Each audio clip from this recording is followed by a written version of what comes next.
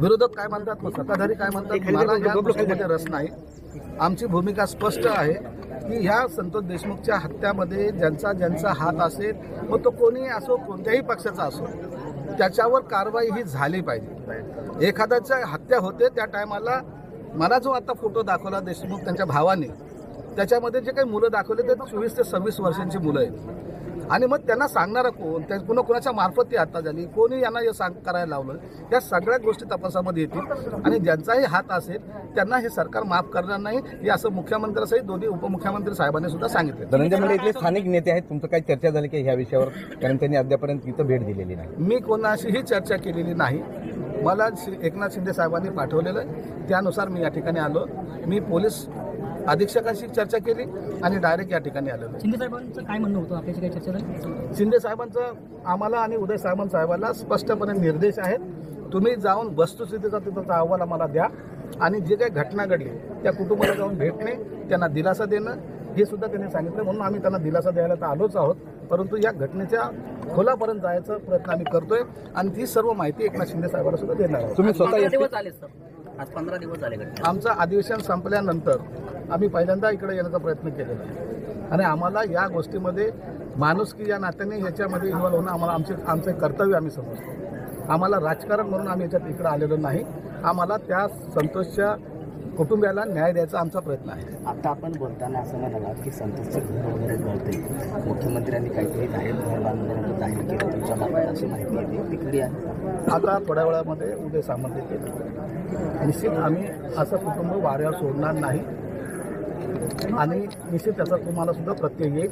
शासनाची मदत ही वेगळी जाणार आहे पक्षातर्फे आम्ही त्यांना मदत करणार आहोत आणि ही थोड्या वेळामध्ये उदय सामंत या ठिकाणी मदत जाहीर करतो। तुम्ही एसपींना पण बोलला स्वतः त्यांच्या कुटुंबाशी भेटला तुम्हाला काय जाणवलं जे विरोधकाकडून आरोप केले जातात की खंडणी आणि काही राजकीय ज्यातून ही सगळी घटना घडली तुमचं काय निरीक्षण आहे? नाही हे खंडणीचाच प्रकार आहे हा प्रकार खंडणीचाच आहे आणि एक दहशत माजवणं ज्याला म्हणतात ज्या पद्धतीने एखाद्यावर अटॅक करणं किंवा एखाद्याला मारणं ह्यात त्यांनी हे दाखवायचा प्रयत्न केले की आमच्या नादाला जर लागाल तर तुम्हाला याच पद्धतीने आम्ही मारू म्हणजे ही जी काही दहशत आहे ही फार भयानक आहे। भविष्यामध्ये जर ही दहशत बीड जिल्ह्यावर जर एक प्रस्थापित झाली तर ह्या बीड जिल्हा हा बाकीच्या राज्यापेक्षाही पुढे जाईल आणि मला या जिल्ह्याचं नाव हे ब्लॅकलिस्ट असल्यासारखं होईल।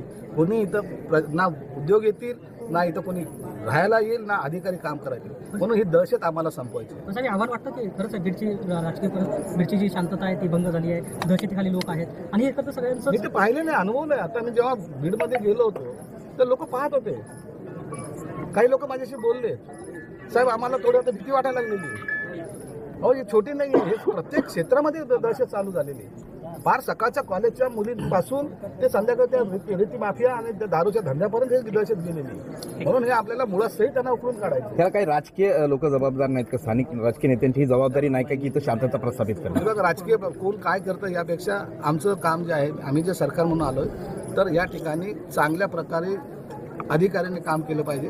राजकीय लोक त्याच टायमाला सर्वजण त्यांच्या पाठीशी उभे राहिले पाहिजे ही आमची भावना आहे। राहुल गांधी परभणीमध्ये भेटीला आले मात्र इकडं आले नाहीत कसं पाहता राहुल गांधींच्या परभणी? राहुल गांधी हे आपलं राजकारण करण्यासाठी आले त्यांना काय करायचं त्याच्याशी कोण गेलं कोण राहिलं त्यांच्यापेक्षा त्यांना पुन्हा ते घटनेचं पुस्तक घेऊन फिरायचं आहे घटनेचं पुस्तक घेऊन त्यांना असं दाखवायचं की नाही आम्ही घटना मानणारे आहोत हे ड्रामेबाजी करता येते त्यांना ना त्या कुटुंबाशी काही घेणं देणं नाही त्यांच्या पक्षाला एक मिळालेला विषय तो विषय घेऊन ते सगळ्यात बसतात आणि आपल्याला आम्ही सर्व लोकांचे नेते आहोत दाखवण्याचा प्रयत्न करतात। ह्या नौटंकीला जास्त काळ लोक जीव मानणार नाही। एका दलित सुरक्षा रक्षकाला मारहाण केली जाते त्याला वाचवण्यासाठी संतोष देशमुख तिथं जातात आणि दुसऱ्या दिवशी त्यांची पोलिसांनी अट्रॉसिटीचा गुन्हा नोंद करून घेतला नाही अशा परिस्थितीमध्ये त्या पोलिसावर अट्रॉसिटी अंतर्गत गुन्हा दाखल होईल का?